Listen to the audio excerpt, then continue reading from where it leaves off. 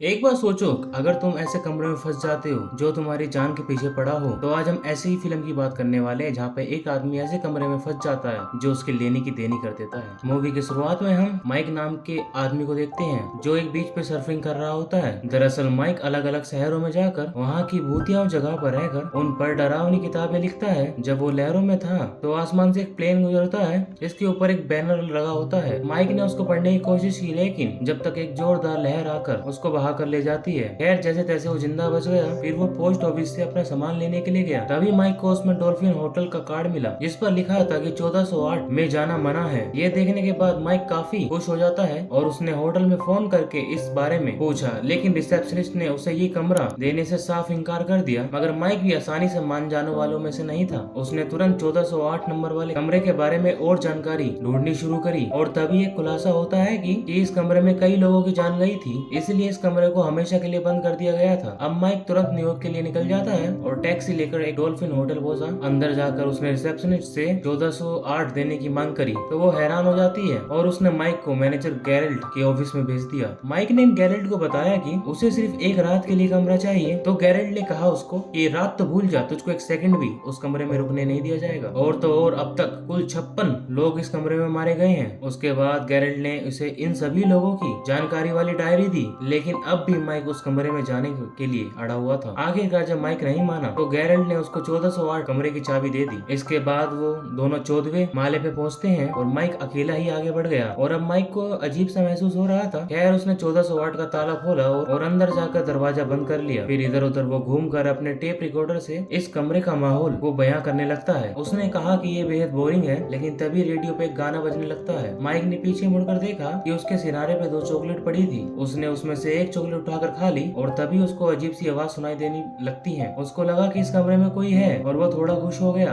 क्योंकि अब उसको लिखने के लिए कहानी मिल गई थी। माइक ने सोचा कि ये सब होटल वाले ही कर रहे हैं ताकि वो यहाँ से जल्द भाग जाए, लेकिन जल्द ही कमरे का तापमान अपने आप बढ़ने लगता है। उसने मशीन से तापमान कम किया, लेकिन गर्मी बढ़ती ही जा रही थी। उसने तुरंत होटल स्टाफ को फोन करके एक मैकेनिक भेजने को कहा। उसके बाद उसने यूवी लाइट से पूरे कमरे की जांच की तो उसको चारों ओर खून के निशान दिखाई दिए। खैर, जल्द ही मैकेनिक ने दरवाजा खटखटाया और माइक ने उसको अंदर बुला लिया, लेकिन वो आदमी कमरे के अंदर पैर रखने को हरगिज तैयार नहीं था। हालांकि वो बाहर से मशीन को ठीक करने के बारे में माइक को बता रहा था और जल्द ही माइक ने मशीन को ठीक कर दिया। अब वो मैकेनिक का शुक्रिया अदा करने के लिए मुड़ता है, लेकिन वहाँ पर मैकेनिक होता ही नहीं है। तभी अचानक रेडियो पर जोर से गाना बजने लगते हैं और उसमें 60 मिनट का टाइमर चालू हो गया। रेडियो की जोरदार आवाज सुनकर माइक बहरा सा हो जाता है। माइक ने खिड़की से बाहर देखा तो उसको ट्रैफिक की आवाज भी सुनाई नहीं दे रही थी। तभी अचानक खिड़की अपने आप जोर से बंद हो जाती है, जिससे माइक का हाथ बुरी तरीके से जख्मी हो जाता है। वो चिल्लाते हुए बाथरूम तक पहुंचता है, लेकिन वहाँ पर नल से उबलता हुआ पानी निकलता है, जिससे उसका पहले से जख्मी हाथ जल जाता है। खैर, माइक ने जैसे तैसे पट्टी करी और उधर रेडियो पर गाना बजने लगा। गुस्से में आकर माइक रेडियो के तार तोड़ डालता है, लेकिन टाइमर अब भी चालू था। अब उसको एहसास हो गया था वो अब खतरे में है, इसलिए उसने अपना सारा सामान बांधा और कमरे से बाहर जाने की कोशिश की, लेकिन बदकिस्मती से चाबी बीच में ही टूट जाती है और दरवाजे का हैंडल भी टूट जाता है। माइक काफी घबरा जाता है और उसने दरवाजा तोड़ने की कोशिश की, लेकिन कोई फायदा नहीं हुआ। अब वो भागकर खिड़की पर गया और मदद के लिए चिल्लाने लगता है। तभी उसको सामने वाली बिल्डिंग में एक आदमी दिखाई देता है। माइक चिल्लाकर उसे बुलाने लगा, लेकिन जल्द ही उसको एहसास हो गया कि ये कोई और आदमी नहीं बल्कि उसकी खुद की ही परछाई थी। तभी उसने देखा कि इस परछाई एक डरावनी चुड़ैल आ जाती है और उसकी पीठ में चाकू घोंप दिया। जब माइक असलियत में पीछे मुड़ा तो एक चुड़ैल अचानक उसके सामने आ जाती है और डर कर जमीन पर गिर जाता है और उसने अपनी आंखें बंद कर ली क्योंकि मौत उसके सामने ही खड़ी थी। लेकिन जब उसकी आंख खुली तो वहाँ पर कोई भी नहीं होता और अब उसे यकीन हो गया कि उसे अजीबोगरीब चीजें दिखाई दे रही हैं। उसी वक्त अचानक टीवी चालू हो गया और उस पर माइक के परिवार की वीडियो चलने लगती है। अपनी पत्नी लिली और बेटी को देखकर माइक दिल भर आता है और वो टीवी के करीब गया, लेकिन तभी अचानक अपना टीवी बंद हो जाता है। इसके बाद उसे साथ के कमरे से किसी बच्चे के रोने की आवाज सुनाई देती है और वो दीवार को जोर जोर से पीटने लगा, लेकिन इससे वो आवाज और भी ऊंची होती गई। माइक के कान के पर्दे फटने ही वाले थे। तभी उसने दीवार पर कुर्सी दे मारी, लेकिन उसी पल दीवार की दरार में से खून बहने लगा, मानो माइक ने सच में ही किसी का कत्ल कर दिया हो। जिसके बाद उसने इस माले का नक्शा देखा, जिसके मुताबिक इस कमरे के साथ और भी कई कमरे थे, इसलिए उसने खिड़की से निकलकर इन कमरों तक जाकर मदद मांगने का फैसला किया। अब वो बाहर निकलकर खिड़की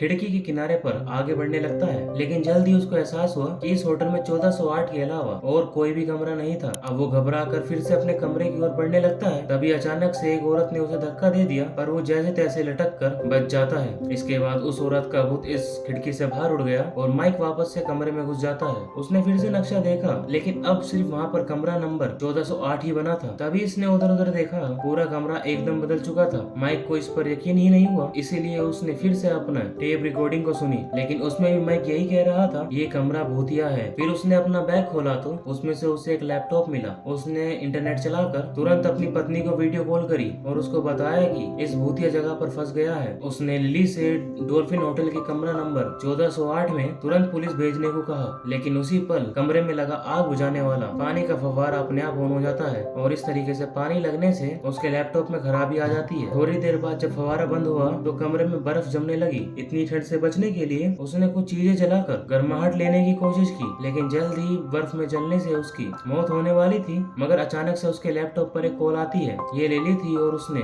माइक से कहा कि पुलिस उस कमरे तक पहुंच गई है, लेकिन वो कमरा तो एकदम खाली है। तभी लैपटॉप में कोई गड़बड़ी होती है और माइक का कोई बहरूपिया लिली से बात करने लगता है। उसने लिली से इस कमरे के अंदर आने को कहा हो, लेकिन असली माइक चिल्लाकर उसको रोकने लगता है, लेकिन उसकी आवाज लिली तक पहुंचे ही नहीं। उसी पल अचानक कमरा जगह जगह से टूटने लगता है और चारों ओर मलबा इकट्ठा होने लगता है। तभी एक समुद्र की तस्वीर नीचे गिरी और पूरे कमरे में पानी भर गया। अब माइक इसमें डूबकर मरने ही वाला था, लेकिन उसको एक रोशनी दिखाई दी और वो तैरकर ऊपर आ गया। बाहर आकर उसने देखा वो तो पहले वाले बीच पर ही था। तभी आसमान से फिर से वही प्लेन गुजरता है और माइक ने देखा उसके बैनर पर 1408 लिखा था। कुछ देर बाद जब माइक की आंख खुली तो वो एक हॉस्पिटल में था। लिली भी वहाँ पर मौजूद थी और माइक ने उसे डॉल्फिन होटल के 1408 नंबर कमरे के बारे में सब कुछ बताया, लेकिन लिली ने ऐसे किसी भी होटल का नाम सुना ही नहीं था। खैर कुछ दिन बाद माइक अपनी आम जिंदगी जीने लगता है और एक रात वो लिली के साथ डिनर करने बाहर जाता है। वहाँ पर उसको एक वेट्रेस दिखाई दी जो एकदम 1408 की एक चुड़ैल जैसी थी, और जब माइक ने उसे फिर से देखा तो उसको एहसास हुआ कि ये उसका भ्रम था। अब माइक ने इस याद को मिटाने के लिए कमरा नंबर 1408 के बारे में लिखना शुरू किया।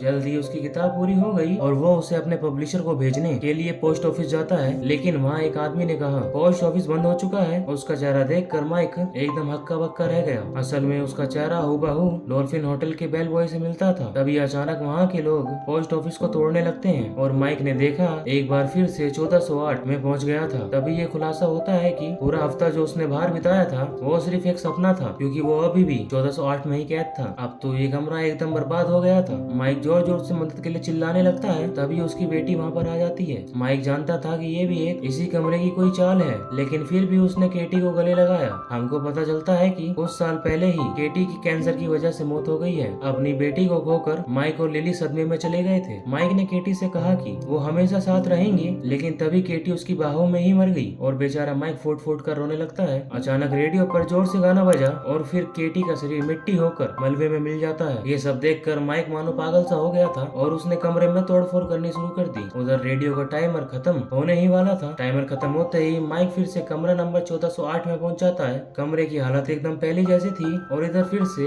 1 घंटे का टाइमर चालू हो गया था। इसका मतलब ये था कि माइक इसी चक्कर में फंस गया है और अब ये घंटा उसको बार बार जीना होगा। तभी अचानक फोन की घंटी बजी और माइक ने तुरंत फोन उठाकर कहा कि तुमने मुझे मारा क्यों नहीं। सामने से जवाब आया कि उसे बार बार इसी पिछले घंटे को जी कर तड़पना होगा। तभी उसको दीवार पर अपनी और अपनी बेटी की कब्र दिखाई दी और उसको ये एहसास हुआ कि ये कमरा चाहता है कि वो अपने ही हाथों मर जाए। फिर उससे फोन पर किसी ने पूछा कि क्या वो कमरे से बाहर आना चाहता है, तो माइक हमारा कह देता है ना ना अब नहीं आना, मैं तो अपना आराम से जिंदगी बिता रहा हूँ। और फिर उस आदमी ने कहा जल्द ही लिली वहाँ पर पहुँचने वाली है। ये सुनकर माइक बहुत ही घबरा जाता है और उसने सब कुछ खत्म करने का फैसला कर लिया। उसकी नजर एक शराब की बोतल पर गई जिससे उसने आग जलाई और फिर पूरे कमरे में आग लगा दी। जल्द ही होटल का फायर अलार्म बजता है और चारों ओर भगदड़ मच जाती है। तभी लिली भी वहाँ पर पहुंची और पुलिस को बताया कि माइक 1408 नंबर वाले कमरे में है। उधर माइक कमरे में आराम से बैठकर सिगरेट फूंक रहा था। उसके चारों ओर कमरा जलकर राख हो रहा था, जिसे देखकर माइक जोर जोर से हंस रहा था। इसके बाद हम देखते हैं कि माइक का अंतिम संस्कार हो रहा था, क्योंकि वो भी उसी आग में जलकर मर गया था। कुछ देर बाद गैरेंट वहाँ पर आता है और उसने लिली को माइक का कुछ सामान दिया जो होटल में ही छूट गया था, लेकिन लिली ने सामान लेने से इनकार कर दिया था क्योंकि वो एक नई शुरुआत करना चाहती थी। इसके बाद जब गैरेंट वापस जाने लगता है तो उसे माइक के सामान में उसको टेप रिकॉर्डर मिलता है। रिकॉर्डिंग में माइक ने अपनी मौत का भयानक मंजर बयां किया था और बीच में केटी के चीखने चिल्लाने की डरावनी आवाजें थी। तभी अचानक गैरेंट को शीशे में छोटी लड़की दिखाई दी और जैसे ही वो पीछे मुड़ा तो एक भयानक आदमी उसकी गाड़ी में बैठा हुआ था। ये कोई और नहीं बल्कि